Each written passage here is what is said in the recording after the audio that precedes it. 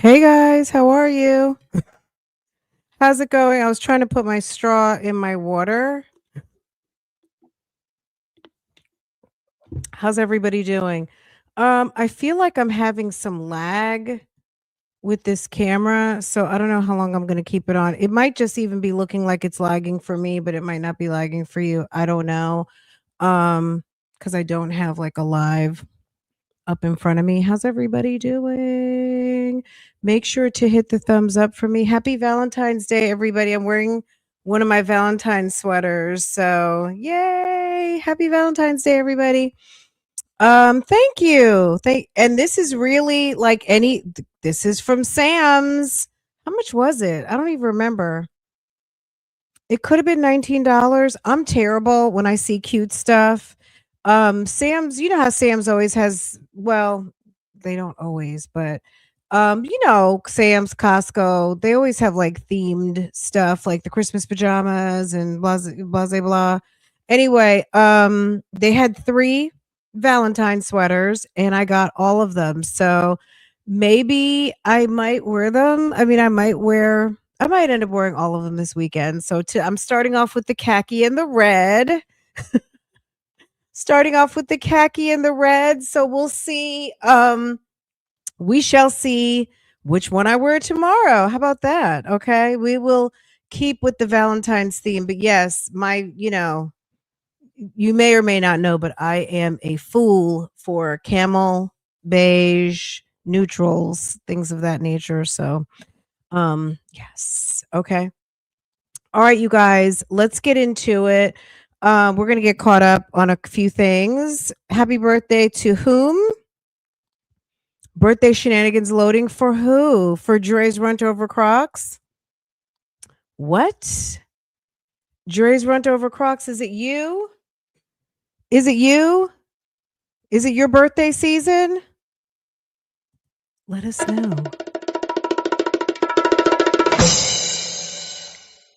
Who got here first? Okay, Denise. Okay. Bible lady. Period. Okay. And butterfly. Honorable mention to only me 23. Okay. Period. How's everybody doing? Okay. Happy Friday. Happy Valentine's weekend. And all of the things. I'm just, y'all. My neighbor just pulled in like literally 7 miles an hour into her driveway, and I hope she goes straight into her house. Please don't come over here. I promised her I would take her to go get her car registered. She's like in her 70s. Like she's good for driving about a mile or two around the house. But she needs to go get her car inspected and do her registration and everything. And I was like, don't worry about it. Just let me know. And probably next week I'm gonna have to do it. So um I'm a good neighbor. Yes, yes. Okay. Yes, I do. Don't tell anybody, okay? Um okay. Happy birthday, Dre's Runt Over Crocs. Okay. My son is 17 tomorrow. So son is an Aquarius. Happy birthday, son of Keonce. Okay. Son of Keonce, baby, happy birthday. DROC, birthday loading, birthday shenanigans loading. Okay. I feel like, am I lagging? Hold on, let me see. It's no fun if it's going to lag. If it's no point in me being on live, but I like using this camera, but I think I might have it in 1080. I don't know. Let me see. Is it lagging for you guys? Like, am I stuck or is it just me? I wanted to say hi to you guys.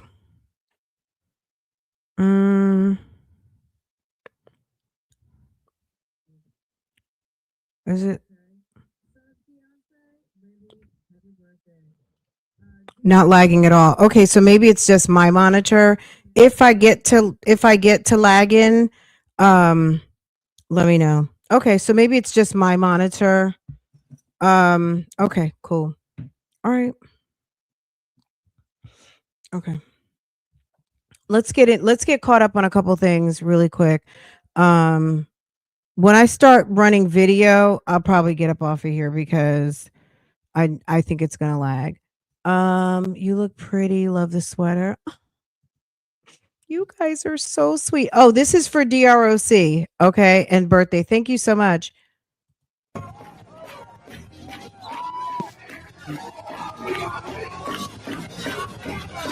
at somebody and tell them I believe I will. Yes, birthday. Okay.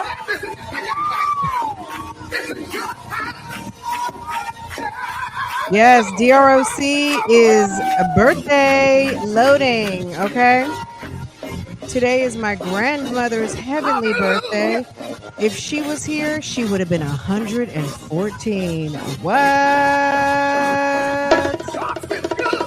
Get the tambourine. Okay. 114.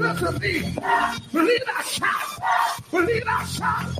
Believe I shout. Believe I shout. He healed me. He healed me. He told me.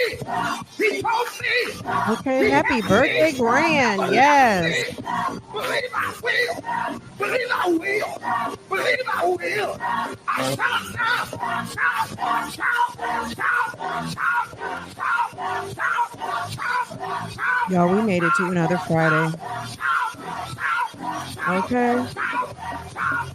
Another year, girl, another day, another hour, a few more seconds, maybe boom. Okay. Girl, only by his grace. Okay. Because, baby, after we get through some of these stories we get ready to talk about, you're going to be like, an amen. Okay. Amen. Okay. We are, girl, it's a mess going on out here. Okay. What? Okay. All right. Oh, thank you, DROC. Okay. Okay. Hallelujah. Okay. All right, guys, let's get into it. Guys, y'all's boy, let me tell you about y'all boy. Okay. Somebody might think I'm talking about Nesto right now, but I promise I'm not. Girl, ANTOINE Massey. You remember he was on the loose all summer. Do you guys remember your boy with the face tattoos? Baby, they got him through trial quick. Tell Nesto. Do not tell Nesto because Nesto gonna be mad. This man escaped from jail. The man was on the loose. He was running around Louisiana over there in the French Quarter. He was making people look bad. They bought him back. They ran him straight to Angola.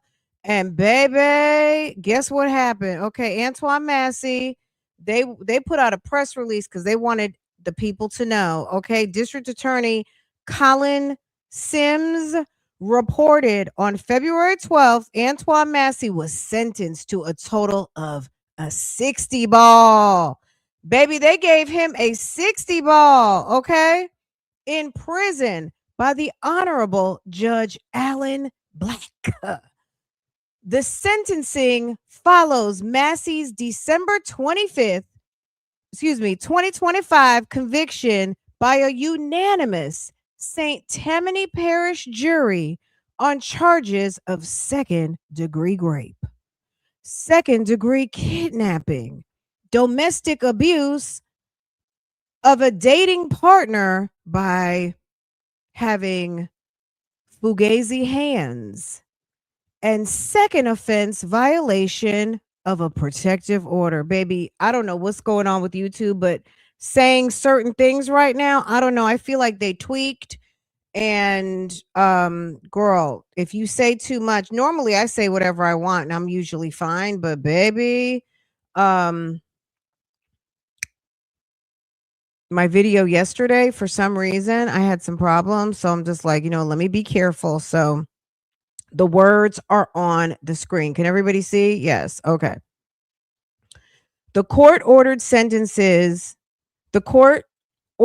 sentences to be served as follows. Okay. Count 1, second degree rape, 40 years. Count 2, second-degree kidnapping, 20 years to run consecutively with count 1.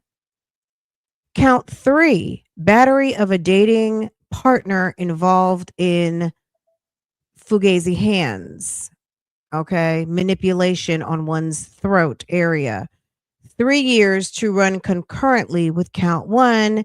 And second offense, violation of a protective order, 2 years to run concurrently. Everything. So the last 2 concurrent and the first 2 consecutive, thus the 60 years. In total, Massey will serve 60 years. No wonder he took off. He was like, well, damn, I don't have nothing to lose.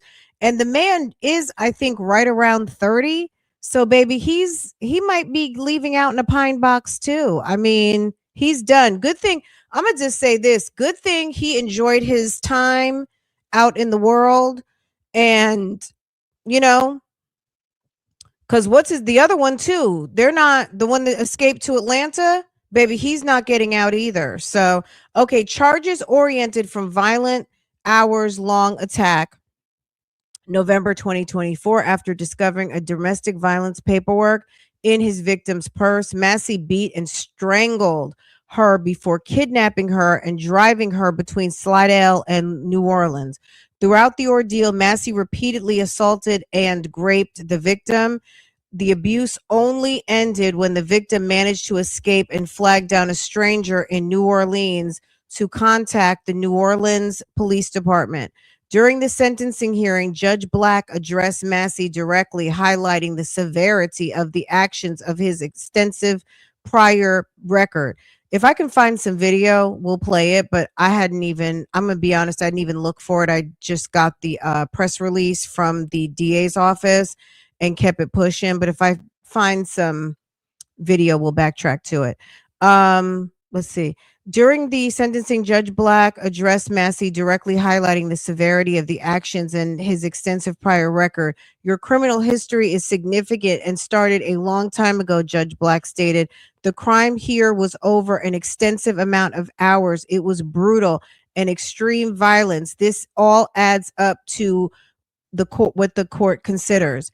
The case was notable for the extensive digital evidence presented by the lead detective, Katie Rangan, of the St. Tammany Parish Sheriff's Office. Despite Massey's attempt to coerce the victim into recanting through jailhouse calls and through jailhouse calls.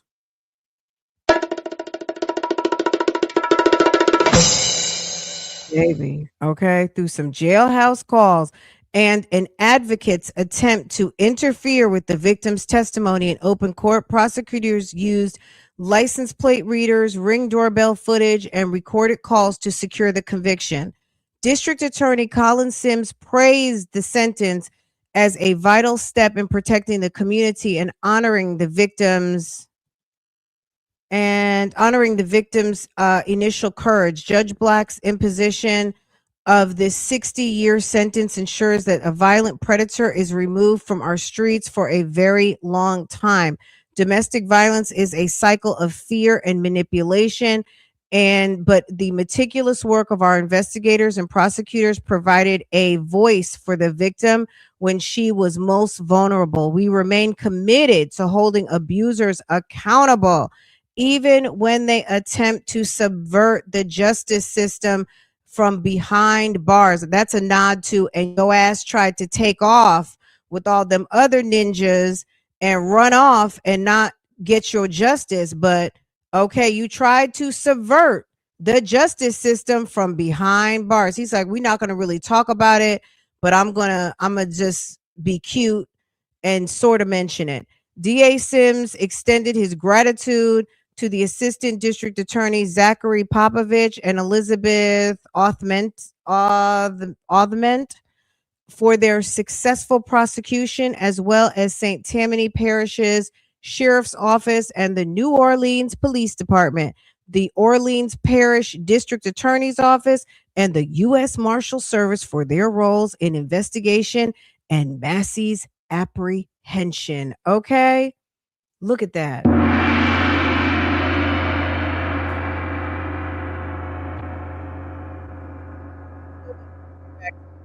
don't know where he's going, but we'll find out. But Mr. Massey, baby, Mr. Massey is done, y'all. He got 60 years, okay? 60, he got a 60 ball, y'all. Okay? Sir got a 60 ball. Mm-mm-mm. A mess. YouTube definitely tweaking things. They are holding perfectly fine comments for review. I don't have the monitor up, so I need for y'all to help me with that. Sometimes, like you know what? I noticed that because I've done a few premieres in the past few days, and premieres is when I really get a chance to watch the chat. Like I didn't even have the monitor open right now, and now the way I have my camera positioned. So can y'all keep an eye on that for me so no one's messages go too long without being approved? So yeah. You know what I'm saying? It's the beginning of, well, it's not quite the beginning of the year. I mean, we are into the second month, but they may have just released some tweaks. And like I said, it's tweaking. It's tweaking. Okay. Happy belated birthday, Jay Breezy. What? Hey Breezy, happy birthday. Judge said, ain't about to come. Okay. Okay. No. The judge said absolutely no. Okay. And guess what? I'm not going to get called out by the mayor, the governor, the president, because all you got to do is have one of these creeps hit the streets and do something. Girl, it's your job on the line because they're going to be like, okay, now what judge is responsible for this creep being on the street? Hi, boo boo. Hi, Anastasia. Okay. Which one of you is responsible for this creep being on the streets? Okay. And when that happens, baby, okay, it's going to be some problems, okay? So, I think we kind of talked about this earlier when we were talking about Jarvis Butts, but at the end of the day, none of these judges want to be we can't expect law enforcement to be soft on crime and then the judges to be soft on like we can't expect if we want law enforcement to round these people up and solve these cases that we need good investigators to deliver the appropriate evidence so the juries can make um correct decisions of guilt or innocence, right? Um, and then if somebody is found guilty, then we need these judges to do what is appropriate. Some people don't necessarily deserve the fullest extent of the law. Some people make a mistake. It wasn't life threatening.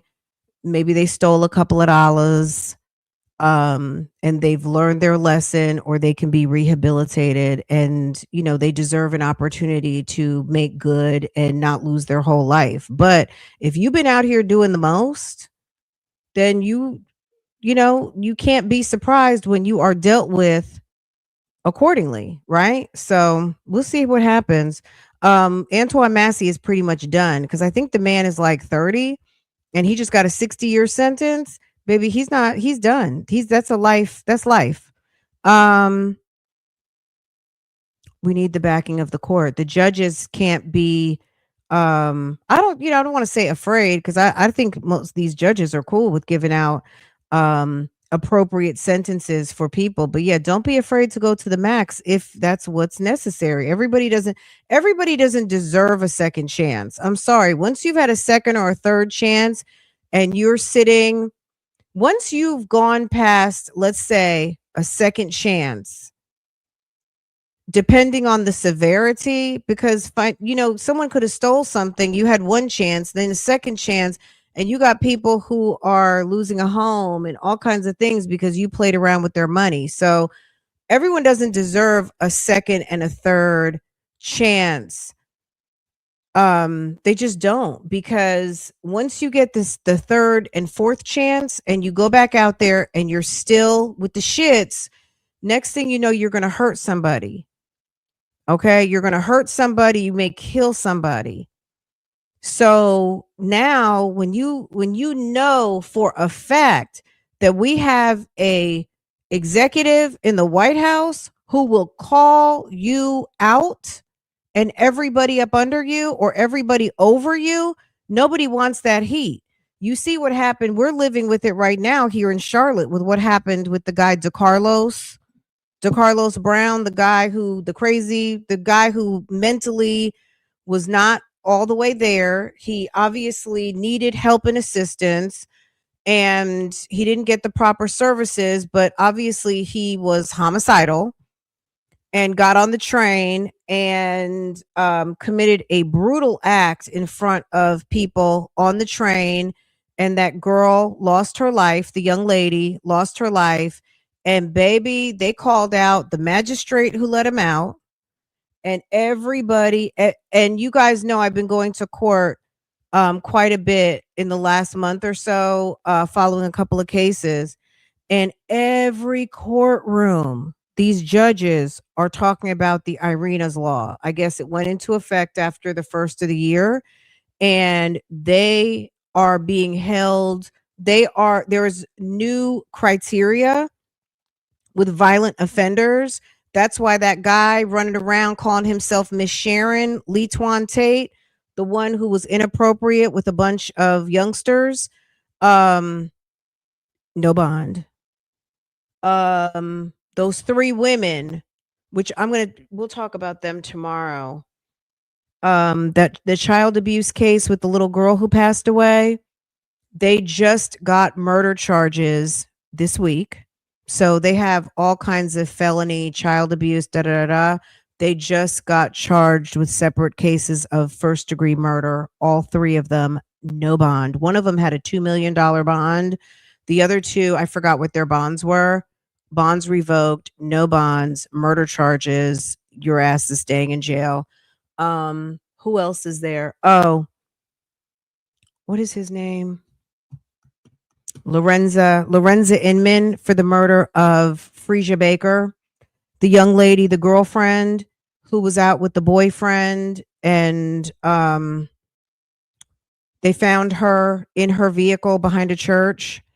No bond. Like, they're not, murder, you don't expect to have a bond, but I will tell you a story tomorrow about a woman who is in North Charlotte, and she is suspected to have killed her husband he was about to divorce me. And let me turn my camera back on. I'm not sure what happened. Oh, is it hot?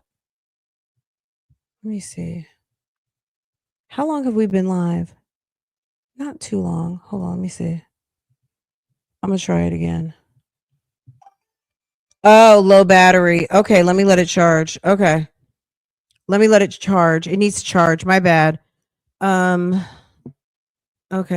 All right. Well, maybe by the time we're done, it'll be ready. It needed a little break. What is going on in my ears? What am I hearing? Okay, hold on. Let me take this off. All right. I'm going to charge it a different way. Okay. Well, you guys saw me. Okay, I'm here. Let's see what's going on with the David case. I don't know anything about the David case right now. I'm gonna be honest with you. This is what I think about the David case. There's so much. Okay. The David case, with TMZ reporting on the David case every 45 minutes and being in Los Angeles, and this is happening. Somebody called them. Someone stopped by the damn office. We drove by the house. All that shit. I was like, I cannot. You know what I mean? I will get a full update, try to get a synopsis, and we will talk about it. But it's almost impossible to report on that case just from a standpoint of I don't want to say the gossip, but I really like to bring the facts, the receipts, the actual factual information. TMZ, God bless, but TMZ has been caught out there in, they I think TMZ does a good job for the most part most of the time, but I mean, they do a lot, and they do way too much, and it's almost like, but we'll try to get at least an update, see if LAPD has actually given some actual confirmed updates, things like that. So I'll see. I feel like there's a friend, a close associate, who's been testifying. I think they're having some grand jury. What I do know is I think that there's a grand jury assembled, and they are reviewing the case. But in terms of like the details, obviously we don't know because grand juries are secret, but they are reviewing, and maybe they're trying to put something together on him. I'm not really sure. Maybe we'll be surprised at the end. Like, was it David? Was it somebody else? We don't know. But that's, good question. But the David case is too much, especially since they are moving at a snail. Well, it's not even just they're moving at a snail pace. TikTok, baby. I don't. No offense to TikTok, um, but them damn TikTokers. It's almost like some people sit up there. Like, I don't want to offend anybody, but there are people out here on all platforms. Baby, it's almost on some like making shit up, and I don't do that. I like to get the I just want to know what's going on. I don't have time to make fantasy fiction. I don't.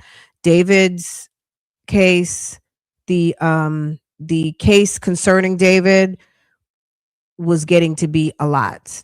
And I couldn't separate fact from fiction and gossip and just I don't know what's going on here. So I kind of swerved off of that. We know the young lady has passed, and we know that there's an investigation. And I will look and try to get some meaningful updates. But I can't get with all all the I don't know where that is and what that came from type of stuff. So I'll try to get some information. We'll talk about it soon. Just let me get some research in and find out like what are the facts that we know today. Okay. Yeah, I don't know if they arrest him, or is he's testifying to a grand jury. And if he got arrested, what did they arrest him for? I think most of them are playing on that case. Is not true. Yeah, I don't even know. I'm going to be honest. I can't. Some of these cases that take on a life of their own, um where there's a lot of I don't want to say outside interference. It just I don't know. The David case is interesting because not just because it's an interesting case, but the way that it's like a social media case. It's very social media driven, like on TikTok and stuff like that, and lots of gossip. And I heard this, and a fan said that, and people swatting that man's house and his parents' house and all that weird shit. I couldn't. So I'll get some information. They found him in Montana and escorted him back to testify in front of a grand jury. I think he might have been under arrest momentarily to ensure. I mean, they may have picked him up, maybe not arrested him, but he may not have had a choice. You know what I'm saying? Like, you're not under arrest, but if you need to be, you know what I mean? Like, we need you. You're needed back in Los Angeles, sir. Oh, that he was under arrest. Okay. All right, I can't speak on it because I'm gonna promise you I don't even know the man's name. I don't know the man's name, and somebody's gonna be in the comments wanting to know what we're talking about, and all of the things. So let's reserve this and have like a proper chat, maybe Sunday or Monday. Because for all of you guys that are following it, unless you guys want me to drop the call in and then you guys tell me what you know, I can't speak from anything because I don't know. I don't know. I don't. I'm gonna be honest. I don't. Um, Right. We know David. Okay. You see what I'm saying? No one said David was arrested. A friend of his, an associate. Yes. Yes. Okay. David, can we get off of this? Okay. Let's get off. Okay. All right. Okay. We're not going to talk about it because I can't talk about it, and I don't want to have to clear up stuff I don't even know about. Okay. So yeah, let's pivot. Okay. Next case. Okay. All right. Just a second, y'all. Somebody was in court today. Okay. Who was in court today? Cardi B's baby daddy. Okay. And this is very short. I'm gonna read to you. Hold on a second. Let me see him come in. Sir came into court. Okay. Did I see him walk in? Hold on. Okay.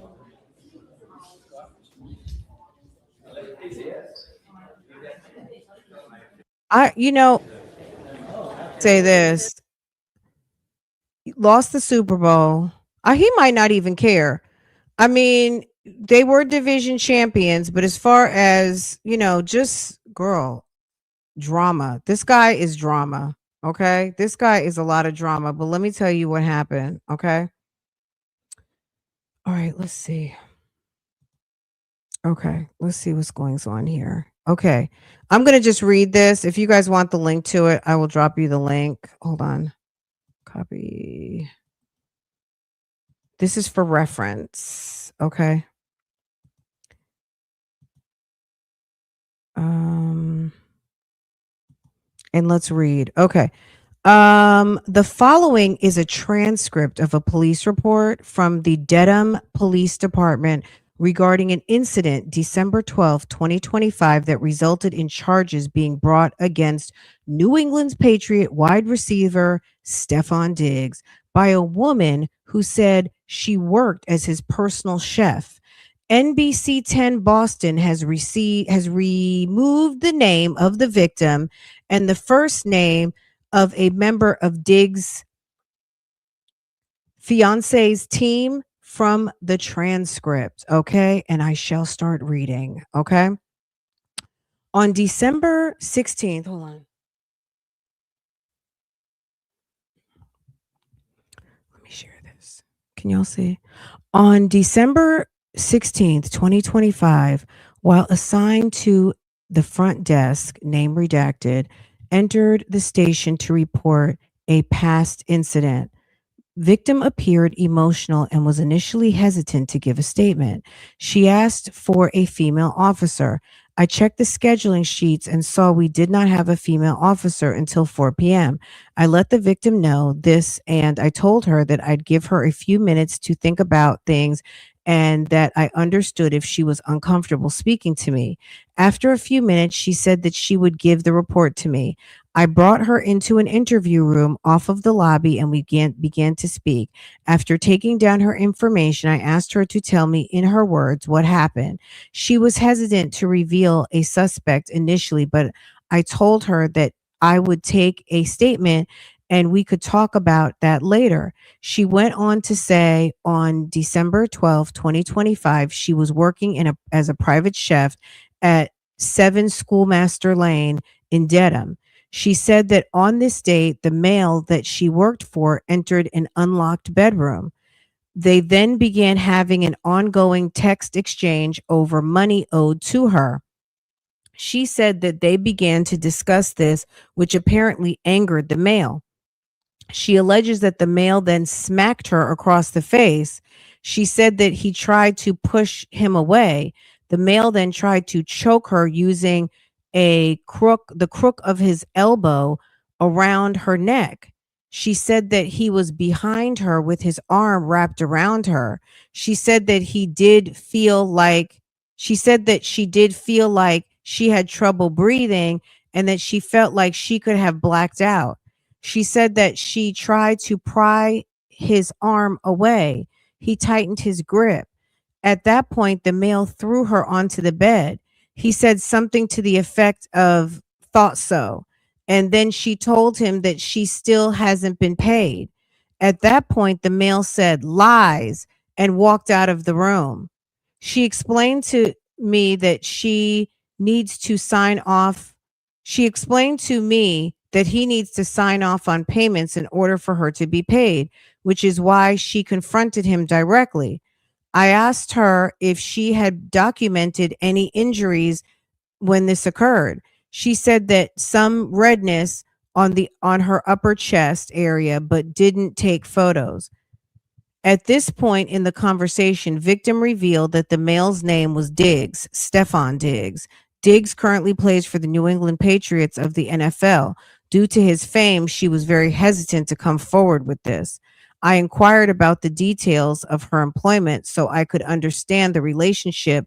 She said that she began as a private chef on or around 7/20/25 and that her employment was supposed to go through the end of the NFL football season. She said that she is normally paid by wire transfer and the initial agreement was weekly pay. She said that since she has been working there, she has been getting paid monthly instead. As of now, she said that she still believes that she is owed a month's pay. In early November, she was told by Diggs that her employment was not needed for the week of 7/11 through 7/14, which meant that she would have to vacate her room for a week because he was having house guests. He told her to go home and said he would not provide any financial assistance for her flight to wherever. That is where she was going to stay with a friend, and said that since she did not ask to be sent home for a week, she said she still she should still be paid her salary. She said that that is standard in her type of work arrangement unless the employee asks for time off. After the alleged assault on 12/2/25, victim left her position and left the residence to stay with a friend. Redacted. She said that on 12/9, she returned to the house to get her property. At that point, she texted with Diggs, who told her to take up the monetary sum with his assistant. She spoke to name revoked from fiance, who explained that Diggs had requested a signed non-disclosure agreement from victim before she could be paid. Victim did not sign any such document. I told victim that we could proceed. Oh, you guys can't see. I told victim that we could proceed with an investigation and file charges, but she said she did not want any charges filed at this time. I told her that as a victim, an officer would be following up regardless. I also let her know that if her mind changed, we could certainly go ahead with further investigation and charges. I also explained the process to her in regards to obtaining a restraining order. She said that she did not wish to seek one. She said that she wanted to go home and had no intentions of returning. Victim was also going to email me any screenshots related to the incident at her convenience. I also sent her the DV risk assessment form. And strangulation suffocation form via email. There were They were returned to me and added to the incident. The screenshots were sent to me and added to the incident. These came from a different number than initially provided. When I inquired about this discrepancy, victim indicated this is the number where she had communicated with Diggs in the past. On 12/10/25 at around 9:45 a.m., I spoke with victim over the phone. We discussed how she would like to proceed. As to the date, she still wanted to hold off on any criminal charges being filed. She asked that I reach out to Diggs and ask him not to contact her anymore. She said that earlier in the week, she received voicemail and text messages from a female that she believed to be Diggs' girlfriend. Based on the messages, victim believed that Diggs somehow knew the police were contacted. The message stated something to the effect that you don't need to do all this. It's not that big of a deal. I assured victim that Diggs had not been contacted yet by any members of the Dedham police. In an attempt to fulfill victim's request to contact Diggs at 10:10 a.m. on 12/20, I contacted Diggs at a phone number provided to me by the victim. The call went straight to voicemail. I identified myself and asked for a call back. On 12/22 at around 1:30 p.m., I attempted to contact Diggs for a second time. It also went straight to voicemail. I left a second message and victim that she also sent notified victim, and she also sent me an email for a woman that handles Diggs' business interests. If I hadn't received a call back by 12:23, I will reach out to her. In the meantime, I received an email and a voicemail from victim at 2:12 p.m. and 2:24 p.m. on 12/22. The voicemail expressed interest in going ahead with the criminal charges. I called her twice at around 9:45 a.m. on 12/23, and the number went to voicemail both times. I left a voicemail after the second call. At approximately 9:45 on 12/23, I spoke to victim. She let me know that she had changed her mind from a few days ago and wanted me to go ahead with filing criminal charges in the case. I will be applying for a criminal complaint against Diggs based on victim's statement to me on 12/16/22. Based on her statement, I will be applying for a criminal complaint from the Dedham District Court with the following charges: assault and battery and strangulation or suffocation. And that's it. That's the affidavit. Okay. So this happened today. So Diggs walks into court.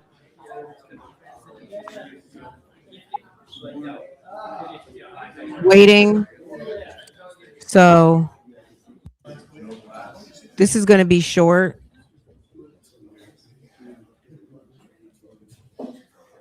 Hear ye. All persons having anything to do with the Honorable G. Marie Carroll, First Justice of the District Court, now sitting at Dedham, within for the Commonwealth, draw near, give your attendance, and you shall be heard. God save the Commonwealth of Massachusetts.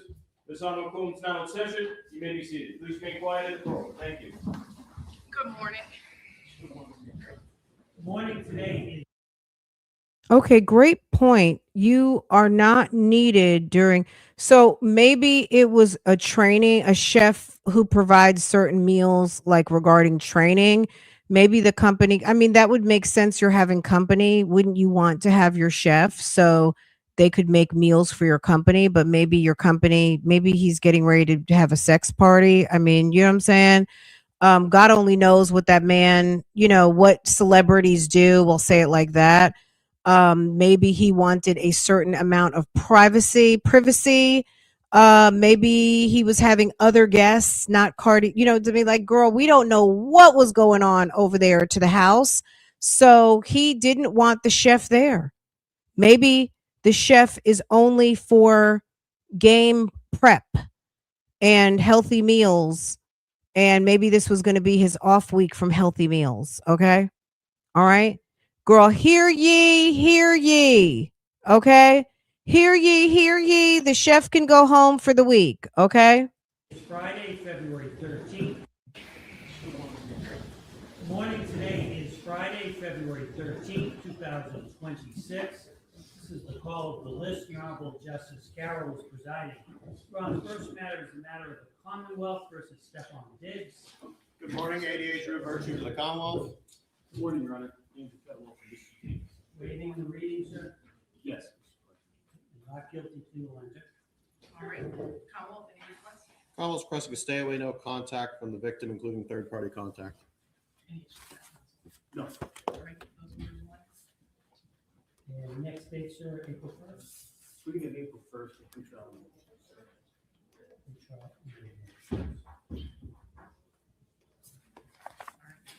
So, sir, on this matter will be continued until April 1st, 2026 at 9 a.m. That's for a pretrial hearing. Being released today on your own personal recognizance with the conditions of your release. Stay to stay away and have no contact with the named victim, and that includes third-party contact. Please be advised if you violate the terms of your release, or if you commit a new criminal offense during the pendency of this case, your bail or personal recognizance could be revoked, and you can be held without bail for up to 90 days.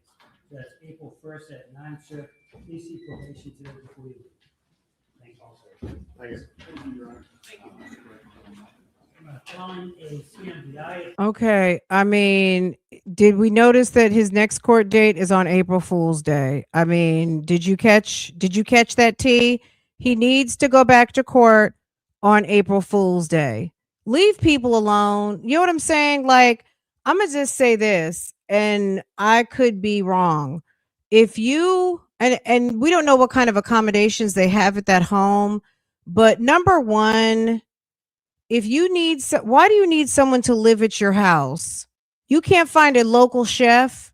If you're in Oklahoma, you can't find an Oklahoma chef.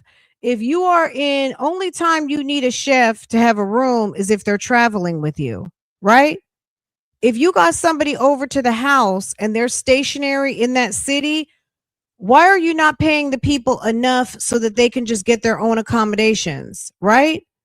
And or that you have separate quarters that are secured, like an apartment where there's locked doors. I'd be damned if I'm staying in somebody's house as an employee and my bedroom is not locked, and it's not some sort of like an efficiency, some sort of studio type situation where I have my own living room, bedroom. If it's just some room off the main hallway and master can just walk up in that piece and put me in a headlock, are you kidding me? That is some bullshit. That's crazy, right? I don't get it. I don't get it and I don't understand, but I'm not in the service industry. So somebody in the service industry might better be able to explain, but living in people's homes to me is awkward. And we listen to this type of stuff all summer, a la Sean Combs and all of these weird arrangements, people staying in bunk beds and being disruptive and not getting, getting 3 hours of sleep. No, ma'am. No way. Absolutely not. I know that's not my line of work, even though I am a personal chef over here at this house. Baby, they don't wake me up all hours and put me in no damn headlocks up in this piece. Okay. I mean, I feel sorry for her that happened, because terrible workplaces are traumatic. So if this happened as stated, this lady has been through a significant amount of trauma. So this is very bad.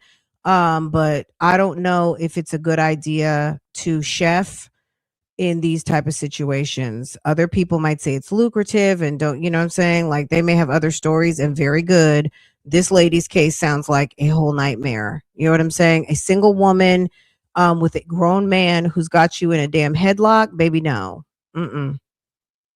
No. I'm coming to the kitchen when I get the food popping. I'm packing up my knives and my bag, and I'm going back to my hotel or my apartment, and I'll be back in the morning at 6. You know what I'm saying? I'll be back for breakfast, lunch, and then I'll circle back later and finish up dinner type of thing if you're making all the meals. But no, that's crazy. That's crazy work. Also, as a private contractor, I'm just going to say this. You should have a pay schedule.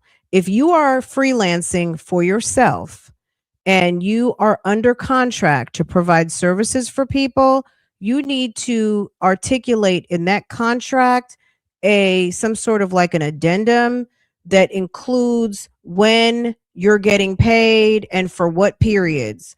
You're going to start work on this day, and then from this pay period, you will get a check wired to you on this date. And for the duration of the contract, you should have a whole entire pay schedule so that you know when you're getting paid. Okay. Even though this is not like a regular job, but anybody on their good regular job, you can go to the company portal and find out when you're getting paid and what you're getting paid for at that moment, right? If you are doing contract work, but you've never thought of this, thank me later. You need to spell out what these checks are going to be for and when they will be paid. Okay. Obviously, the stipulations of how they will be paid would have already been worked out. Okay. But you need a pay schedule. And if it's altered, then you make the alterations, but there's at least a structure to follow, and you can balance your remittances based on what the schedule is versus I think you owe me a month of pay when somebody could care less. You know what I mean? Your problems are not their problems. And clearly, if this man did what she said he did, sir is a fool. Okay. Not only a fool, but a creep to come into a woman's room who works for you and handle her in such a manner. And we'll see. Anywho, his next court date is on April 1st, as it should be. Okay. All right, let's move over here. This happened today. I know you guys were watching Brandon Banfield last week, so you guys probably already saw this. We already knew this was going to happen, but I so loved this sentencing. This judge was so good. I like her. And I like how she sentenced ma'am. And I think she thought that she was going to cry those tears and was going to be getting out soon or than later, but no, baby, no. Okay, let's get into it. You're going to hear a little bit of her speech, but it's kind of important because you're going to see, you know how Latasha Daniels, she's getting sentenced next week, by the way. Somebody asked about that in a live. So if you're in the bushes right now, the person who asked about Latasha, she's getting sentenced. She was supposed to be, it was supposed to be, or maybe someone printed somewhere that was supposed to be February 12th, but it turns out it's February 19th. So that's next week. It's on my calendar. We'll make sure to, it's on my calendar. So we'll be watching it when it happens. But yeah, remember when Latasha was doing all that crying, and then for the prosecution, well, no, she was doing all that crying for her lawyer, explaining her story, how she loved Brodus so much. She just loved Brodus. And then the minute that the prosecution got up there, them tears dried up so quick, and she got kind of,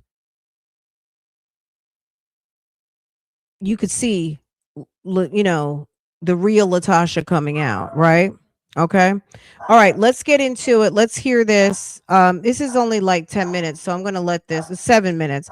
Let's just let this play, and then we'll get into it, okay? You can stand up, Ms. Perez Magalhães. Is there anything you wish to say at this time before sentence is imposed? Yeah, I would like to read a statement. I have caused the all pain that cannot be measured and forever changed so many lives. I pray for forgiveness from the Benson family and from Joseph Ryan family and from Valerie. I will never forgive myself for the pain caused. I hope that my cooperation in this case somehow begin to help repair the damage caused.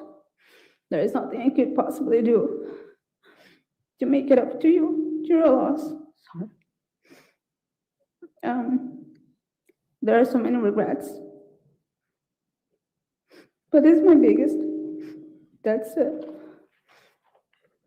That's a tragedy I have been carrying with me, and I will always do. It's something I have nightmares with. A tragedy I know I can never take back, the devastation of what I have done. Okay, you guys have to listen through. Let me just say this. I just thought of this while she was talking. She's like the Katie McBanawa. All of my Charlie Adelson, Donna Adelson people, Wendy. She's the Katie McBanawa of this, because she really, yeah, she's the Katie of this whole thing, because you had the ability. You could have stopped it before it started. You could have stopped it at any moment. You could have stopped this. You facilitated it and all of the things. And honestly, from the minute that the world saw that damn body cam footage, baby, everybody knew you, girl, it was a bunch of lies. The whole story was suspicious. Okay? She's the damn freaking Katie of this situation. She's not sorry. She just, she's just feeling sorry for herself. Wait till the judge breaks this down. If you have not seen this yet, when the judge breaks this down, you're going to be like, the fuck? Because when you think about Katie McBanawa, Katie could have gotten a deal almost like this to drop the T, right? And she didn't take it. She thought she was going to skate, right? And she didn't take the deal. And just fast forward, I'm going to skip some details, but she's got a life sentence now. Katie had a deal and didn't take it. And then now she got a life sentence. But really and truly, when you hear the judge articulate her hand in this whole endeavor, she didn't just help bring information. She was instrumental in these people dying. Okay. If there's a co-defendant, she's a co-defendant. She's a co-defendant for that ass. Okay. I know that my remorse cannot bring you peace. I hope you might someday understand that I truly do not believe that his plan would have actually happened. I have grown so much over the past 3 years. There you go. And So much for the my past younger 3. self, at 22 years old, falling head over heels for someone 15 years older. They only seen his good side and clinging to someone that showed me love. I lost myself in a relationship, leaving my morals and values behind, and putting even my loved ones through this. My time in jail has been a time of reflection for me to better myself in more ways than I realized I needed. I had to find myself again. That's when I truly found God, when I had lost the desire to live, when I wanted to die. The guilt and feelings that I didn't deserve to live and that I was a monster were overwhelming. In God, I found the forgiveness and mercy, and I am restored. Jail is not a place you can bear to let yourself drown in those feelings. I wanted to disconnect from my pain and the guilt and get into survival mode to stay mentally sane, because inevitably, with the memories come pain. Yet, I know I will live with this for the rest of my life. God and I only know the shame and guilt and sorrow I carry for all I have caused. Sorry for Joe's family and Christine's family. Sorry for Valerie, an innocent little girl who has so much love that will grow without her mother and our father. This I have burden to carry, knowing it could have prevented it all from happening. I understand that I am to blame, and I'm truly sorry for the pain it caused. I hope someday I can be forgiven, as I hope to be able to forgive myself. Thank you for the opportunity to speak. All right, thank you, ma'am. All right. In this matter, the court does find that the manslaughter charge was a large benefit of your bargain for testifying, which was a huge bargain in a plea deal. You could have been facing life plus 3 years, and now the maximum I can sentence you to today is 10 years. That's clearly a trade for your cooperation with the Commonwealth and what the Commonwealth offered. And you accepted that along with the Commonwealth's recommendation for time served, which is not an agreement, and as you know, not binding on the court, as we discussed at length at your plea. The reduction of the charge is a mitigation. I have watched your interviews and I watched you testify, and I just cannot find any further mitigation factors for your case. You may not have come up with a plan, agreed, and an older man may have groomed you to a point, but I want to list for the record the facts that I cannot equate with accepting a time served recommendation. These are aggravating factors either not fully captured or not reflected in the sentencing guidelines. Number one, until today, you have shown no empathy for the victim in this case. Number two, you were more involved with the plan than you testified to. First off, there were numerous postings on social media platforms and text platforms looking for a target, texting and speaking directly with Joseph Ryan, encouraging him to bring the knife, and ultimately through the phone conversation, getting his consent, knowing all along you were bringing him to his death. Lying to Christine and setting up the plan for the zoo, using her devices and hiding her phone, using a child as a pawn in your plan, waiting outside for Joseph to show up, calling Mr. Banfield to bring him to the scene, and at any point for at least the month prior or that day, you could have stopped this. The plan did not work without your full involvement. Number 3, having the loaded firearm in your pocket. Number 4, bringing a child into the basement knowing 2 people were about to be murdered, to include the child's mother. Number 5, hearing Christine ask you to call 911, which you did and then immediately hung up. Number 6, seeing Joseph Bryan, who was shot in the head at that time, still moving and walking up to him as he lay moaning on the floor and shooting him point blank in the heart. Number 7, watching as Mr. Banfield stabbed Christine over and over again. Number 8, waiting 15 minutes before recalling 911. Number 9, telling a fabricated story for over a year and a half, a story that depicted Joseph Ryan wrongly as a rapist and a murderer, an innocent man. And number 10, telling the child it was okay to call you mommy hours after the murder. Your actions were deliberate, self-serving, and demonstrated a profound disregard for human life. So let's get it straight. You do not deserve anything other than incarceration and a life of reflection on what you have done to the victim and this family. May it weigh heavily on your soul. So today I'm sentencing you on a manslaughter charge because that's what's before me. And the facts of this case demonstrate an intentional and calculated level of violence that is the most serious manslaughter scenario that this court has ever seen. Therefore, I do sentence you to 10 years in the penitentiary, as required by Virginia Code 19.2, 295.2. After you've completed your 10-year sentence, I will order an additional 2 years suspended, and you will be placed on probation pursuant to Virginia Code 19.2, 303. Since you have been convicted of a felony in Virginia, a sample of your DNA will also be drawn from the state police database. Are there any questions, Mr. Campbell? All right, anything further in this case? I just wonder why, going back with all of, the catfishing, the social media, I guess really the convolutedness of the whole thing and the red herring of Joe, and trying to figure out, okay, Joe just happens to be here. So I guess intentionally making it complicated. What Banfield's idea was, it was going to throw them off of them. And even though that might seem obvious, but I mean, it's, I guess they just needed her contribution to figure out where to go with this whole thing. Also, the funny thing to me, not funny, haha, but funny as in peculiar, interesting, was that when he was at the hospital or they were taking him to go and he had his badge on, like it was giving me Alex Murdoch. I don't know if I saw the badge, but I heard him mention his badge and I was just like, sir, leave your fucking badge behind. Why are you walking around with your badge?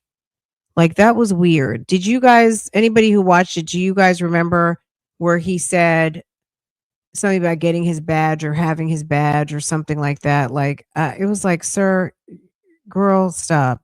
Anyway, so she got to the fullest of what they charged her with. So with the relief that she basically got, according to the judge, your relief was the fact that you're getting manslaughter, but whatever they gave you, I'm giving you the max, because if it were not for you, these people would not be dead, because he couldn't have completed this plot without you, and you were instrumental in this. So for as much as Brandon is a bad guy and all of the things, you were a willing accomplice. You're more than just somebody who provided information. You absolutely participated, and this would not have, these people are dead because of you too. I mean, really because of you, because you helped cultivate the situation and you could have stopped it at any moment. So yeah, I think she got what she deserved. It's too bad she couldn't have gotten more. And like I said, I'm just curious. I guess they really needed that help to really figure out like the nuances of the situation, because with having that guy in the mix, I mean, I guess that was kind of like, well, how does he fit in? Where's this guy? Like, why is this? So it made sense, but Too bad they couldn't have tried to figure something out to give her 20 years at least, but anywho, if you're easily this girl is dangerous, because if a man can make you do that, shoot somebody, kill somebody, sit there, finish killing someone, and then watch them and do all of those things, try to steal this woman, literally the term destiny swap, baby, this lady is dangerous. She's dangerous. Anyway, okay, where are we going next? Oh, so one of you guys asked to see some more about this story. I don't even have the affidavit. I will get the affidavit if you want me to, which I'm sure you guys are going to say, yes, Fran, of course, pull the affidavit. So there was a horrible shooting. We're going to learn more about it, and let's get into it. This happened in Atlanta. And let's get into it. This is really terrible. Okay, this is really, really terrible. Let's just go ahead and jump right on into it. The person who was arrested, like I said, I'll get the affidavit, the arrest, the criminal complaint or arrest affidavit, whichever one they have for me. And we'll talk about it at some point in the future, but I do not have it today. So just to let you know, we're going to just look at a couple of news stories, but this happened very recently in Atlanta. So let's, hold on, I'm trying to fix my screen. Okay. News has learned the mother of 3 killed in front of an elementary school was delivering food when she was shot and killed. Some parents decided to keep their children home today. Channel 2's Taisha Fernandez is live at the school in Palmetto. Taisha, counselors were there for the students who were at school. Karen, friends of the victim told us she did not have any children attending this school, so it makes so much sense now that she was delivering food. Now, the shooting happened right in front of the school here. That's the front door. And a spokesperson for the district couldn't tell us how many students didn't come to school today, but he did say the school's alert system helped make the reaction to the shooting go smoothly. And we didn't know, and probably about 12:40 or something, she got a email that said, they was on a hard lockdown, but we still didn't know what had happened. Margaret Smith has a grandson attending Palmetto Elementary, and the grandmother says she lives on the same street as the school. When her daughter got Tuesday's alert saying something happened here, they weren't sure what to think. I didn't think a shooter was inside the school, but I didn't know what was going on. Police told us the shooter, Christopher Ates, was outside the school. Friends told us Ates had a child with the victim, Ebony Anderson, who had a total of 3 children. A Fulton County School spokesperson says the school went on a hard lockdown moments after the shooting because of this alert system. A staff member heard the shots, hit this button that triggered the lockdown for the school and police, and then administrators were able to quickly coordinate police escorting students to another school where parents picked them up. This grandparent said her grandson wasn't traumatized by the shooting. Was it scary for you? It was for a while, but really nothing really happened around here. He didn't think nothing of it. Ebony Anderson's family told us they're speechless and they can't believe this happened to such a wonderful mother. It makes no kind of sense, especially in a little town like this. It makes no kind of sense. The family started a GoFundMe page to pay for Ebony Anderson's funeral arrangements. If you'd like to help, just go to our website and look for links mentioned on 2. We're live in Palmetto in South Fulton County. Taisha Fernandez, Channel 2 Action News. Still ahead, you guys. Remember, we're talking also about some breaking news happening closer to home here in Georgia. Palmetto Elementary School is on a hard lockdown. We just learned that a woman was shot and killed on campus, and that's where Angelique Proctor could pick things up. Angelique, what are you learning so far as you are right there on the grounds? Yes, we've gotten closer today, and this is a very disturbing development. We have been now confirmed from the Fulton County Schools Police that a woman was in fact shot and killed. That actually happened here on the property of Palmetto Elementary School this morning. In fact, I'm told the time was about 11:10 of this deadly shooting. You might be able to see some police tape there, which indicates the shooting seemed to have happened on the backside here near this parking lot. The obvious question now, though, is who did the shooting and was an arrest made? Fulton County Schools told us that there was no safety concerns for anybody present, so you got to wonder what happened there. That we do know, and we want to stress that the students were not involved or injured at all. But as you can imagine, parents, the moment they heard this, the school district sent out emails. The moment they got information that there had been a very serious incident here, they rushed here to the school. With the nation having so many school shootings, you had to wonder as a parent. But that email indicated that none of the children were harmed, none of the children were involved. We talked, though, to several parents who were very, very anxious. I asked the school district how many students attend here at this school. They tell me about 550 of them, and they have all been safely moved to Bear Creek Middle School. I know we had some video of the school buses heading in and heading out with the students on board, so they are now safe over at Bear Creek Middle School. We are told that parents can pick up over there. Many of them have still been coming by here asking us, what's next, and we send them over to Bear Creek Middle School. But right now we are hoping that Fulton School Police will give us some more information about who this woman was and what drew her here to Palmetto Elementary School this morning around 11:10 when this deadly shooting happened. So that is the very latest that we have now for you, Judea.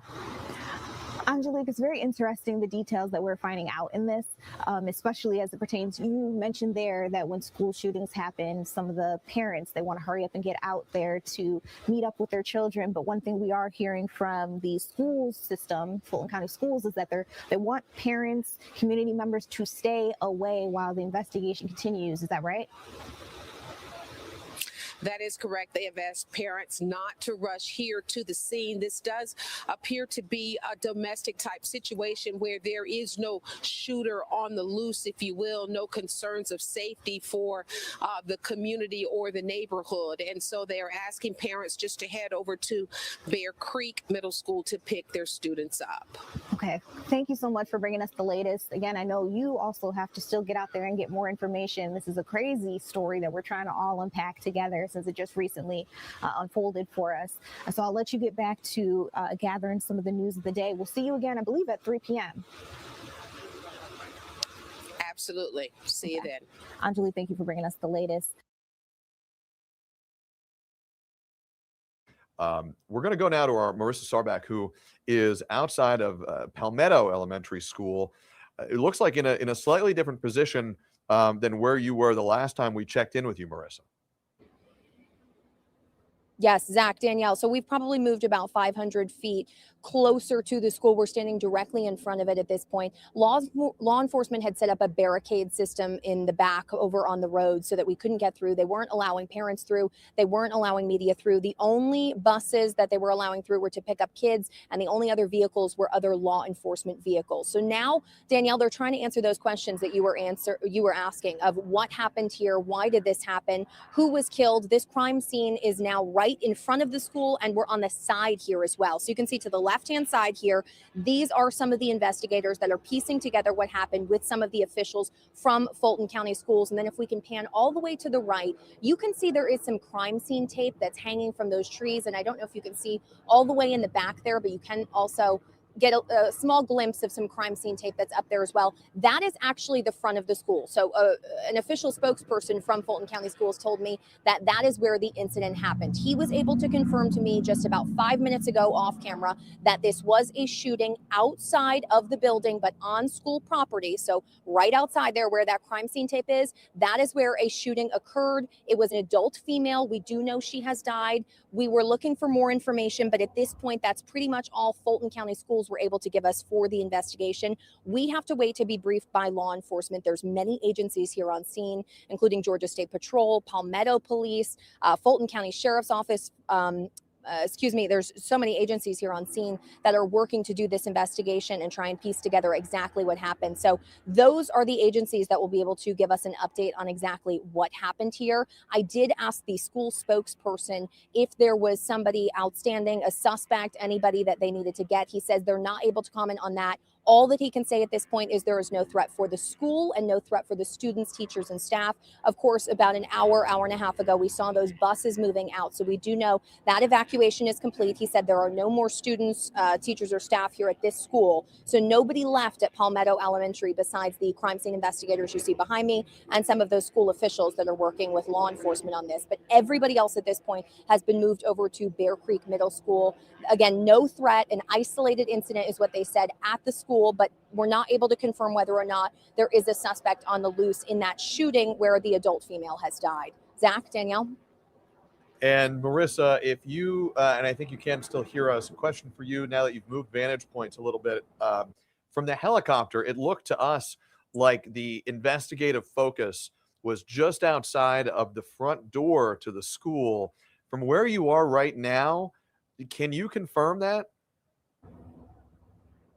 Absolutely. That is what we just received confirmation from somebody from Fulton County Schools. He said that incident, that shooting of the adult female was just outside the front door of the school. I do want to pan one more time to show you. So we're on the side entrance right now. Over on the right-hand side of our shot, that is the front entrance. So it's a little bit blocked here. As you can see, the driveway wraps around, but that is where the shooting went down. You can see some of the crime scene tape is still there. Some of it's been broken down. You can see it kind of hanging from one of those trees. On the left-hand side, there's other crime scene tape over on a telephone pole on the right-hand side. And then there is some more back, but that front parking lot there, right outside the front of that school, that is the area where this where law enforcement is telling us, or excuse me, where the Fulton County School spokespeople are telling us this shooting occurred. So it is on school property, is on school grounds. It's past the gates here, past the fences, but it was not in the school. It was not inside any of the buildings here. It was just out front of the building. Marissa Sarback, thank you for that update. And we know you're going to stay on top of this. We will check back in with you in just a little bit. This is what I'm going to say. As a parent, I would be, look, as a parent, I would be questioning. I know people need to get their lunch, but either, I don't know, deliveries, bringing strangers to the school buildings outside of parents, actual school deliveries, like whatever they need, their supplies and things of that nature. There just really shouldn't be anybody coming to the schools unless you are a parent or you have school business. There is no reason for you to be at the school. Door dashing to the schools is absolutely ridiculous. I don't know that would have saved that woman's life, but at the end of the day, these children wouldn't have to have this, or the parents or whomever, the school, the employees of the school, the trauma of this particular incident. So I'm not trying to rain on everybody's parade who works at school and gets door dashes. Baby, pack your lunch. And if you need to go somewhere to pick up, then go pick up. But inviting people to come to the schools, this is an unfortunate situation, and this might not have saved this lady's life. And this could have happened anywhere else in Fulton County, but unfortunately it happened at a school. So this is what, let me give you a little bit more information. This guy sounds like a fucking weirdo. I feel sorry for this lady that she was in a relationship with this clown. Very unfortunate for her. So this happened, I guess 2 days ago.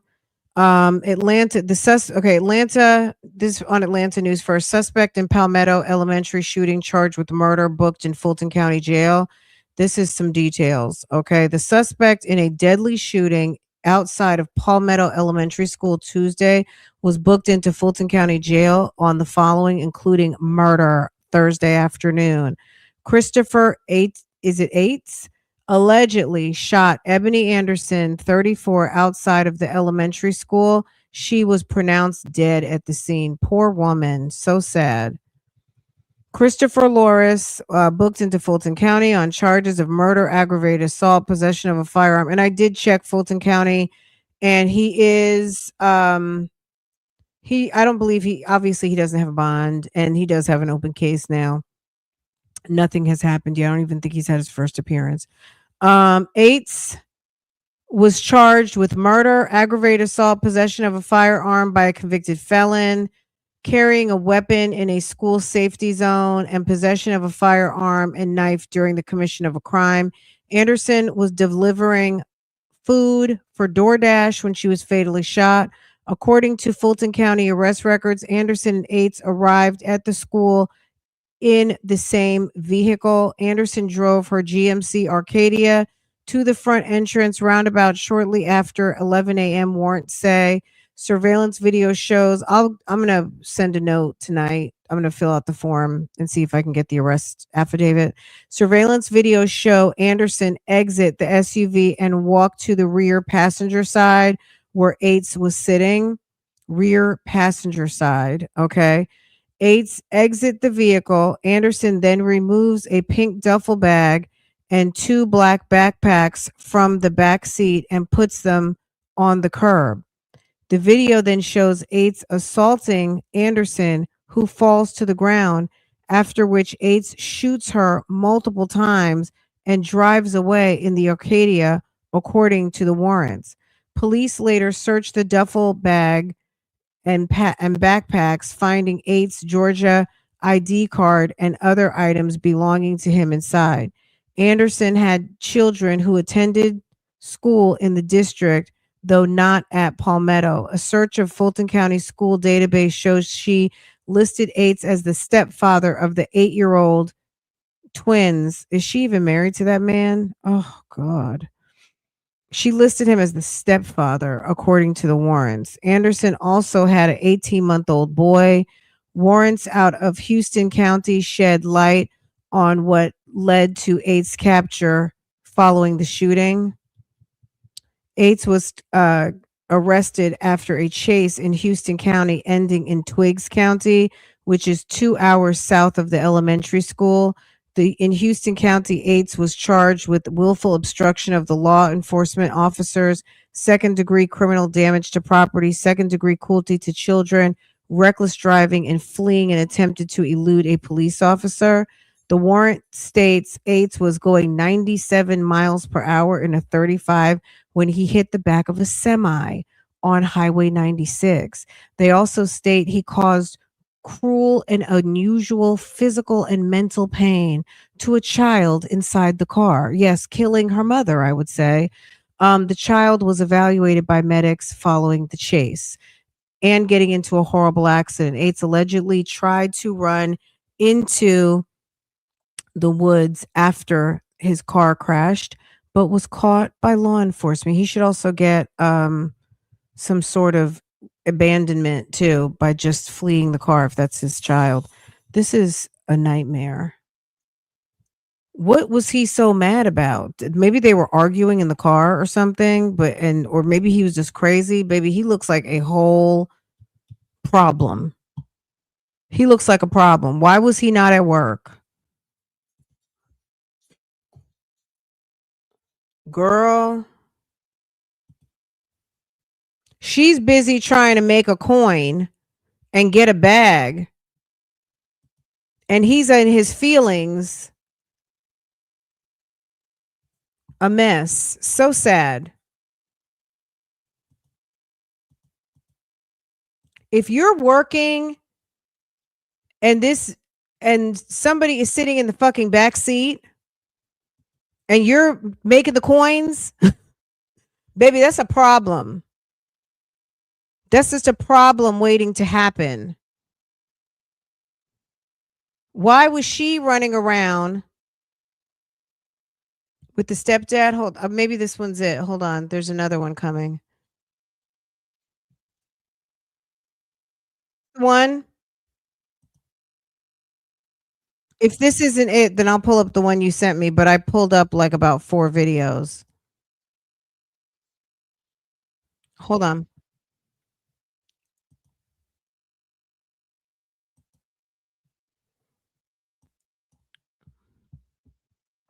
I'm sorry. I would be at the next PTA, the next school board, and I would be asking for a no outside deliveries, especially to the elementary schools, like especially where you have the littlest of the kids.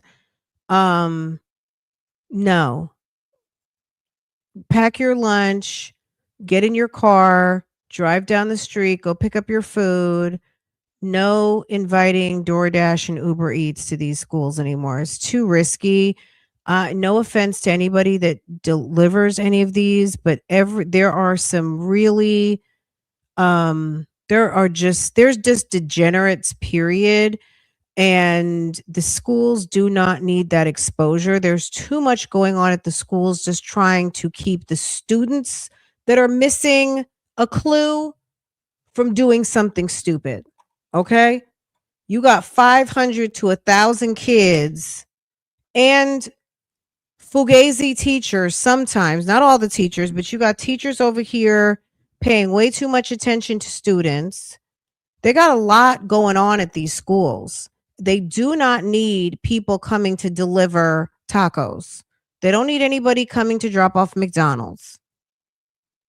There is too much going on at these schools, managing everything between kids fighting, kids potentially bringing weapons, teachers being inappropriate, teachers arguing with each other. There's too much going on. You got one administrator who has a small team of administrators managing a building with hundreds of people in it and trying to keep it running smoothly and safely. Nobody needs a fucking Burger King delivery disrupting the day, and they only got 7 hours to teach these kids. Me personally, fuck all that.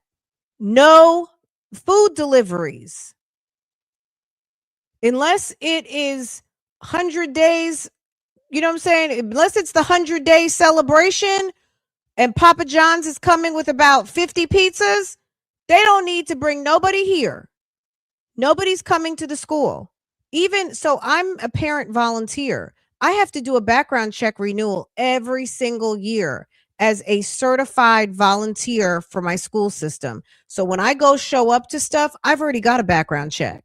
If I want to go hand out cake or cookies or do whatever, they need to like stand there and proctor a test. I've already been cleared. I've been cleared years ago, but I renew every single year. I'm good. Everybody that shows up to these schools, we don't know. That man was a felon. And even though that lady was not, she's a victim, but she had this felon with her. And look what he does. He's so inappropriate. You know, I mean, my God, this is awful. This is terrible. If this happened at my kid's school, I feel like I'm beside myself right now. But if I were a parent at that school, baby, I would be going off. I would be going off, period. I would be like, hell to the no. We're starting something new and no more deliveries, period. At least here. And I would try to get that passed school system wide. These people don't need to be coming up here because you don't know who's coming. Yes, your DoorDasher has been cleared, but your DoorDasher's ride friend has not been. Okay? Well, the family of a man shot and killed outside of Palmetto Elementary School says they are devastated after her murder. The family tells us that the suspected shooter and the victim had dated for 2 years and even had a son together. Let's get out to Fox 5's Angelique Proctor on top of this story for us. All new at 5 tonight. Angelique? Yes, good evening to you both. Ebony Anderson's family tells me they are really lost for words. They tell me today that she was actually door dashing yesterday when she was shot and killed. They also say it was her boyfriend who pulled the trigger. It's been really tough, trying to hold it together. My wife, she's taking it hard. It's a sad situation. Ebony Anderson's stepfather says he is still trying to put all of the pieces together on how his 34-year-old stepdaughter was shot and killed in front of Palmetto Elementary School while door dashing with her boyfriend, Christopher Ates. Fulton County Police say the mother was heading back to her car when Ates, with the couple's 17-month-old son in the vehicle, opened fire. And at that time, she was, we believe, DoorDashing or Uber Eats. And when this happened, so no kids there of hers attends that school. So the only thing I can think of, teachers want to eat outside of cafeteria food. Tell us a little bit about Ebony. A loving, caring mother, sister, very quiet, as far as she was bubbly, but quiet and nice. Ebony had twin sons who were 8 years old and the son with Ates. The family says Ates had served time in prison, was homeless, and in their opinion was really bringing Ebony down. Oh my Her God. stepfather says, unfortunately, he could see an ending like this coming. This Christopher Ates, this was her boyfriend. Yes. And Was the he's a family bum. not supportive of the relationship? I mean, just No. Hell no. But it was something that she chose in life to be with, and this is the results. Y'all, I went like a month ago downtown. This guy Lorenza Inman, another fucking bum who killed a beautiful woman named Freesia Baker from here in Charlotte. Beautiful. Okay? Not just because she was beautiful, but she was a person. She deserved to be here at this moment, right? A bum. A bum. A bum. An absolute bum. Okay? Watching some of these news stories and watching these cases, when you hear like the family crying and upset in the courtroom, baby, it's nothing when you're sitting in the courtroom and here you're like sitting behind people, you're sitting over to the other side and watching these people crying beside themselves, trying to hold it together. And somebody who sat in your living room, ate at your table, used your bathroom, is standing 15 feet away from you in shackles, having done the absolute worst. It's actually like, it's crazy. Absolutely crazy. It's absolutely just nuts. I feel sorry for these people. It's very, very sad. Very sad. and what tragic results. She leaves behind 3 young sons, twins who are 8 years old, and then the 17-month-old that she had with suspect Ates. Awful. Too many. And sometimes people are okay and then they take a sharp left turn. It is okay to break up. And I wonder if she was even married to this guy. She wrote down that these kids were this was the stepfather to these kids. I'm going to just encourage people, and I'm sorry, this might sound very like old school, but I'm going to be old school about it. Stop promoting and giving titles to people that they don't have. Someone is not a stepfather unless they are a husband, unless that is your husband. Not that he couldn't still be a bum as a husband, but stop giving titles to people who have not opted in the right way to even have that title.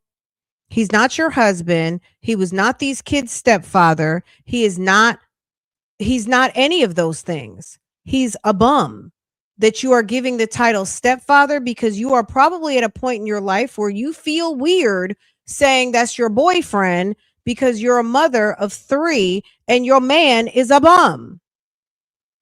Can we talk about that on a Friday night before Valentine's Day? Stop trying to sweeten the pot. Stop trying to make things look pretty that are fucked up. If it's fucked up, it's fucked up. Deal with it. Calling a man the stepfather, that's not your husband. And I would hope these boys' stepfather, someone with the status of a stepfather who would do it. It's just disrespectful to the real stepfathers out here who stand in the gap and marry a woman who has children and stands there and does the right things to take care of a family, be a provider and a protector, and stand in the gap if the father is not there, or supplement the actual father of the children.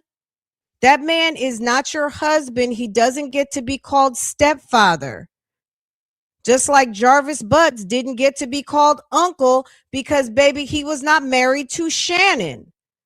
Naziah was not his niece. People keep giving these titles out like it's just candy. Titles are earned. People pay a lot of money to get married for a reason, because it means something. Everybody's doesn't last and everyone doesn't get married for the right reasons. But when you do, it's something very special. Unfortunately, it doesn't always work out and people don't always make the right decisions. But I'm here to tell you that if you can do it right, it's actually something very beautiful, something very meaningful, and something that is amazing. Okay? This is really sad. This is very, very sad. And I feel sorry for this woman that she was out working, trying to make a bag, door dashing, and this creep had to take her out trying to support her family. And this guy is a fucking weirdo with mental problems, and she probably couldn't get rid of him. Unfortunate. So sad. There are people, you know, it's really unfortunate, but it's a safety risk. You got to deal with people that are on your level. Stop trying to pick up a bum and clean him up and make him into some sort of shiny, new penny. Okay? If, some people are meant to be left exactly where you find them. And if you find that you have outgrown someone, you were once here and now you are there, you have gotten your bachelor's, you got your master's degree, you are excelling, and sir is still behind, and now he's doing things that you just don't do anymore. Maybe he drinks too much, he smokes too much, he has no ambition, he's angry, he's low-key jealous, he's spiteful, he's mean. Leave that man alone. Because it's going to end in a funeral. It's going to end at the damn courthouse. Okay? Or the police station. And maybe all three of them.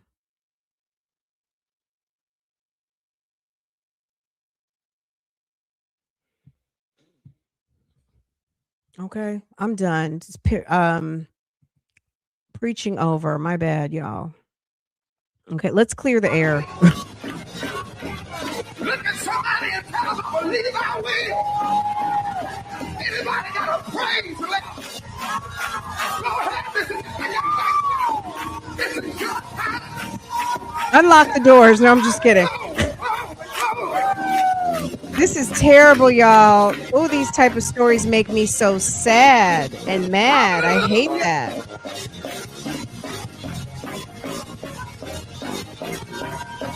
Bible lady, unlock the doors. God's been too good to me. God's been too good to me. Believe I shout.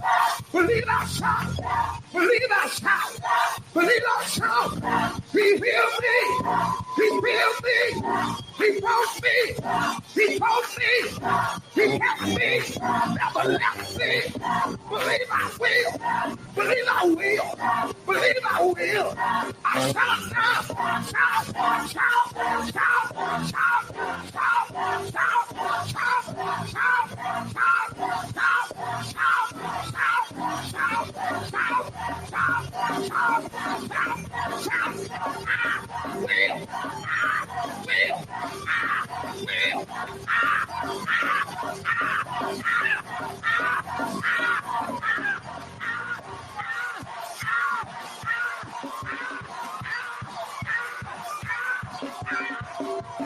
Let me say this too, guys.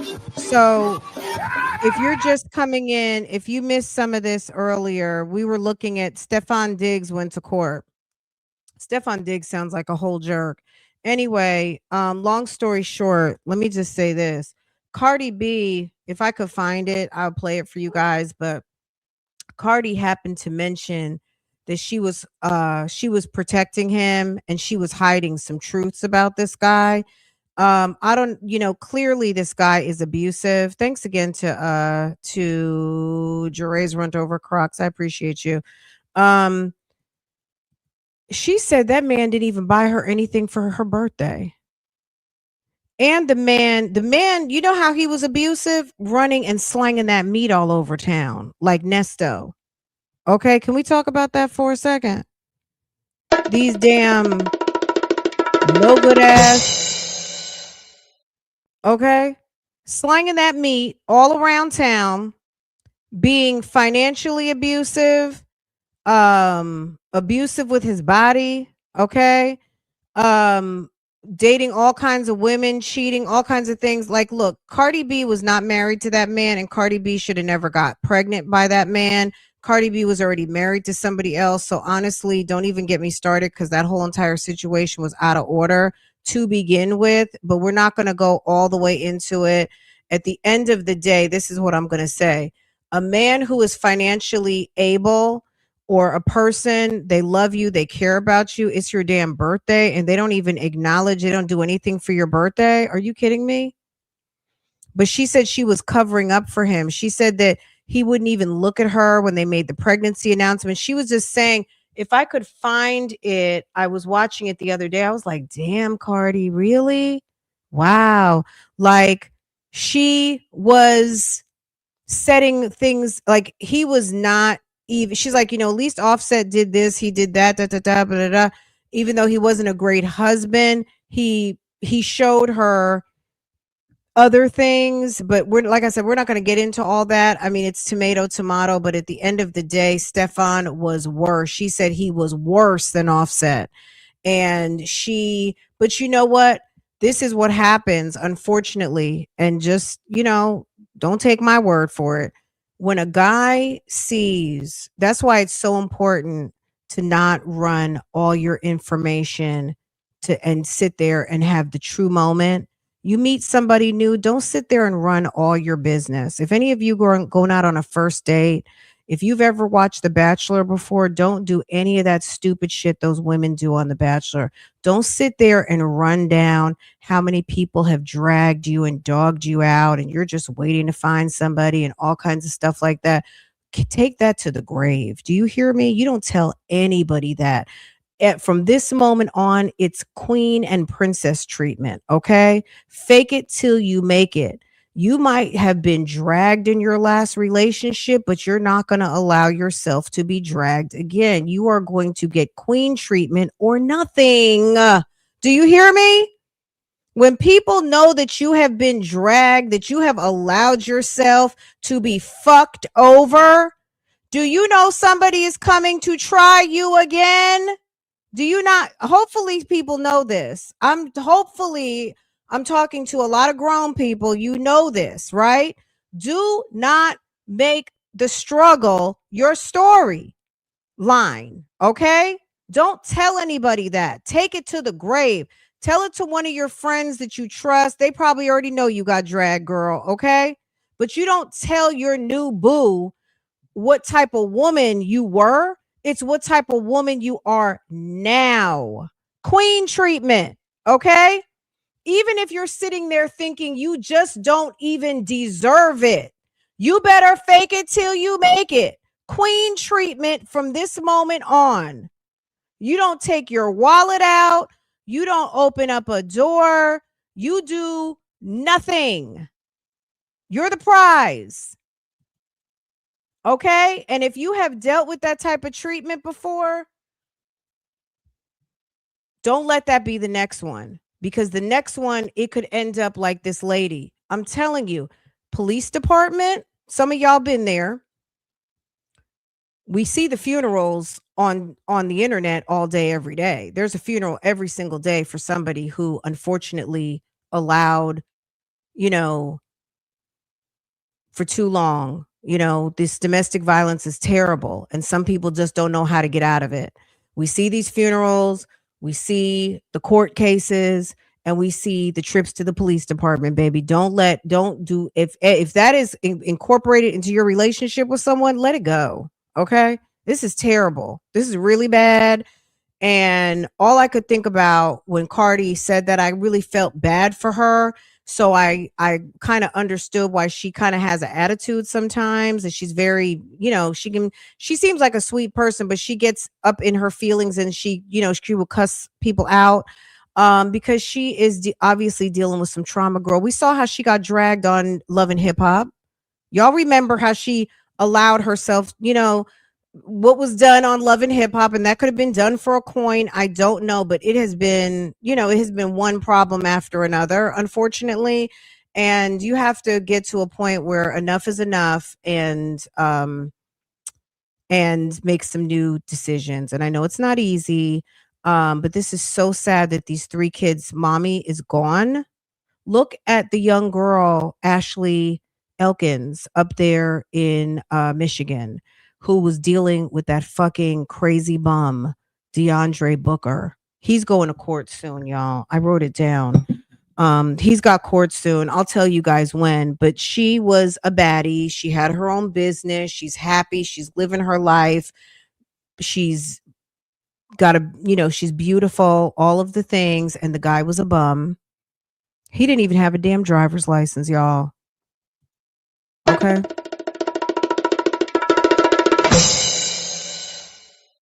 He didn't even have a damn driver's license, y'all. Okay. Poor thing. I feel so bad for that lady. And she tried to break up with him, but it was too late. She broke up with him. He was obsessed. So she did what she could do, but unfortunately, that man had the opportunity to experience her, and he became obsessed. And now he's in Macomb County Jail waiting on his trial. Okay. Very bad. The minute, if you're on a dating site and somebody don't have a damn, unless you live in a city where people don't drive, like Chicago, New York, places with excellent public transportation, it makes sense for someone to not have a driver's license. You know what I'm talking about. A responsible adult, right? Okay. Then you govern yourself accordingly. But if you're, you know what I'm saying, most people have a driver's license who don't live in these type of cities where it's not public transportation. You know what I'm saying? If you're in San Francisco and people walk and Uber and things of that nature, fine. He was not living in that city. You know what I mean? So, red flags, red flags, red flags, red flags, red flags, red flags, red flags. Drop some red flags in the chat, you guys. This is sad. I'm so bad. I'm sad. I'm sorry to end the evening on this note, because this story really kind of got to me a little bit. Ooh.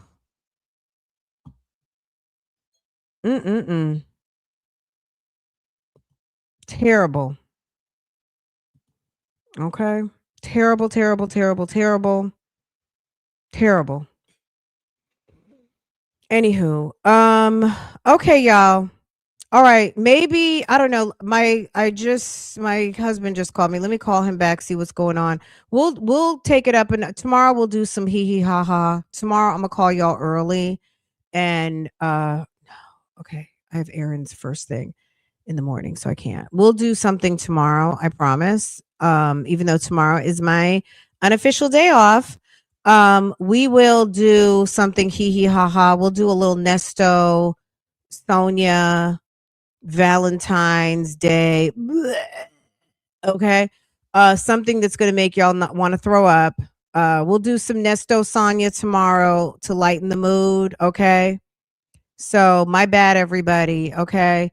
I will find a nice, good, real nasty. Maybe the one when Nesto was licking out his tongue at Sonya. Maybe I need to pull some clips, some nasty Nesto clips.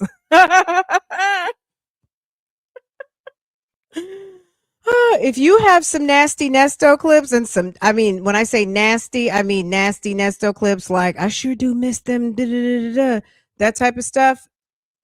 Send me the link.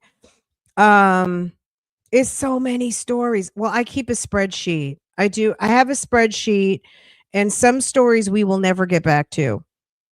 Sometimes if you guys ask me, hey, friend, what happened with such and such? I will look it up. But there's so much going on right now. It is on there's probably about 20 stories, maybe more, that I actually keep up with, even ones that we don't really talk about behind the scenes. I'm keeping up. Like the couple, do you guys remember the two girls, the lesbian girls who were doing the food truck business? They were doing like a food delivery business, and they got into the argument with the lady on Facebook. The lady on Facebook took a couple's photo session for them, and they started beefing on Facebook, and they told the lady, well, bring your ass over here. I'm gonna fuck you up and what was her name? Pringle. Is it Latavia? No. It's Pringle and Sape. Yeah. Those two girls, okay?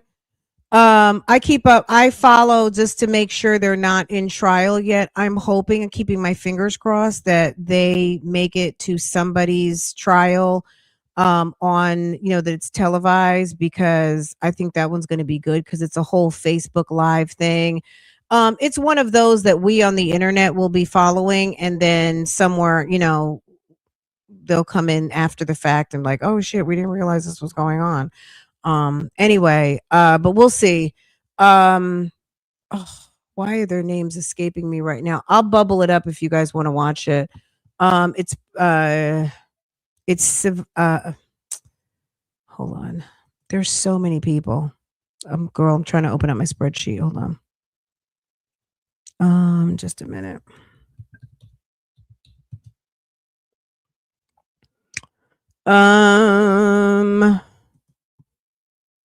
I got the video right here.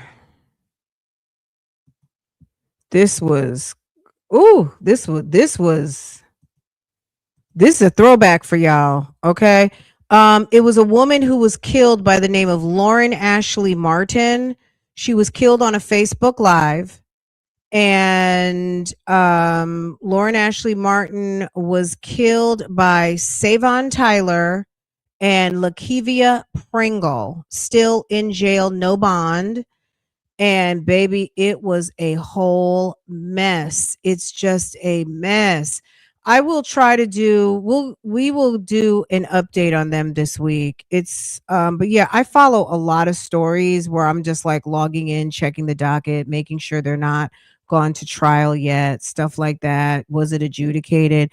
One trial I thought about the other day that I need to go and look up in Osceola County, Florida, was, remember the girl who delivered a pizza and she got mad about her tip, and her boyfriend went and beat up the people in the hotel room? They beat the shit out of the girl.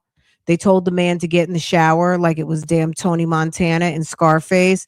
They told him to get his ass in the shower, and they beat the shit out of the woman because they were mad about their tip.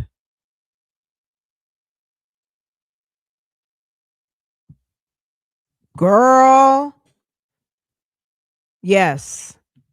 I don't know if it was DoorDash or not, baby, but they ordered a pizza, and ma'am was mad about her tip, and her boyfriend told her to go back and beat their ass, okay? And both of them got arrested. He basically egged her on, just like this one I just dropped.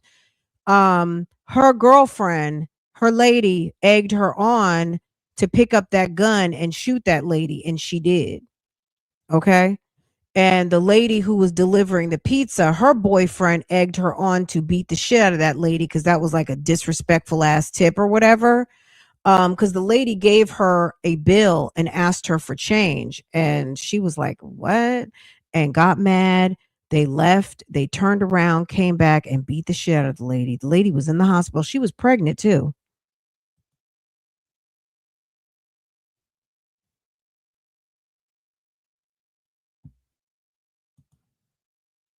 Girl, a mess. You're fine. Anyway, guys, but yeah, I have a spreadsheet that I keep up with because there's so many cases that we follow, but unfortunately all of them aren't going to be televised. So I try to keep up with them as much as I possibly can. And if they're going to be televised, even better. Because then we can actually watch it. But some of the cases that we follow, unfortunately, they're just not, I guess they're not sexy enough for Law and Crime and Court TV. They follow what I'm saying? Not to say that they don't follow these cases, but I think once if these cases go viral, okay, if they go viral, then they will go ahead but some of the cases that I see that Law and Crime and Court TV put on, it's like you could have really saved your time because I could give you a list now. I could give you a list of some cases that you would want to follow. Now sometimes they do have that fire, but sometimes it's kind of like this case is so boring. You know what I mean? So anywho, let me let y'all go. So y'all can get to your Friday nights. I might come back on members or something for a minute. People are cuckoo. Oh, let me tell you about the girl who delivered the pizza. Hold on, let me find that video. Girl, that was crazy.